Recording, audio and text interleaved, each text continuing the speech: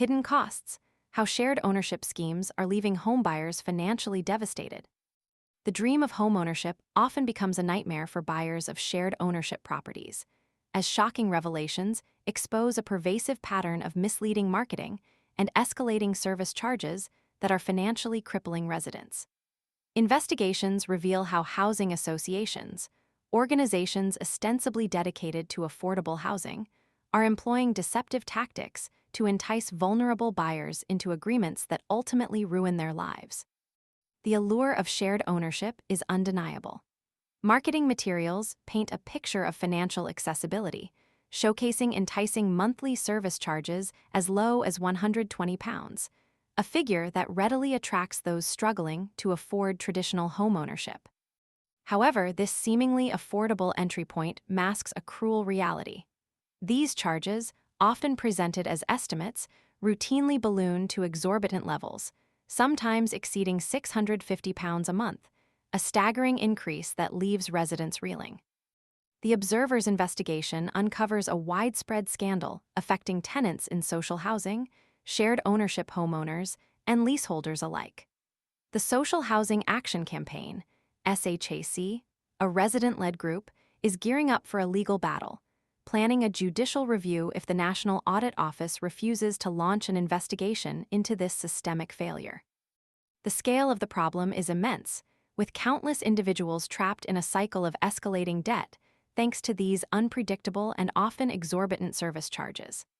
Housing associations, the very entities responsible for building and selling these homes, are accused of negligence, knowingly peddling properties with service charges deemed unreasonable and extortionate by the government itself. The discrepancies between advertised and actual service charges are glaring.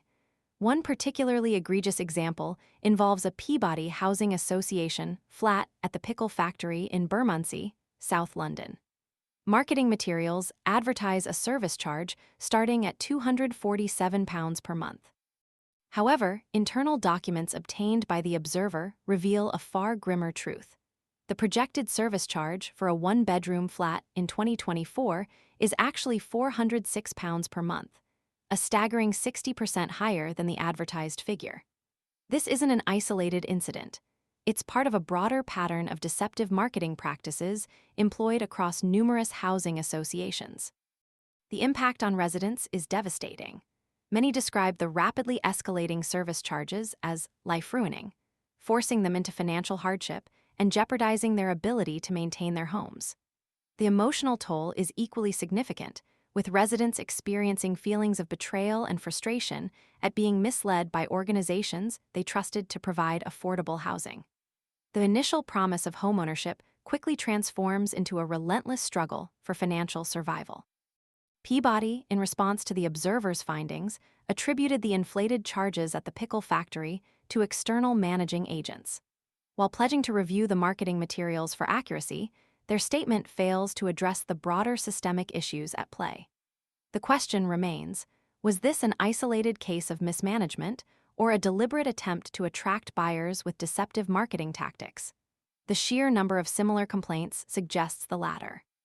The government, acknowledging the gravity of the situation, has outlined its commitment to tackling the problem. A spokesperson for the Ministry of Housing, Communities and Local Government stated that the recently published Common Hold White Paper details further actions to provide immediate relief to affected leaseholders and ultimately abolish the antiquated and unfair leasehold system. However, these are long-term solutions, leaving countless individuals grappling with the immediate financial consequences of misleading marketing and exploitative service charges. This isn't simply a matter of inaccurate estimations.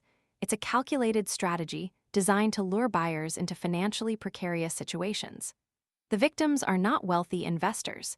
They are individuals striving for the basic human need of a safe and affordable home. The ethical implications are profound.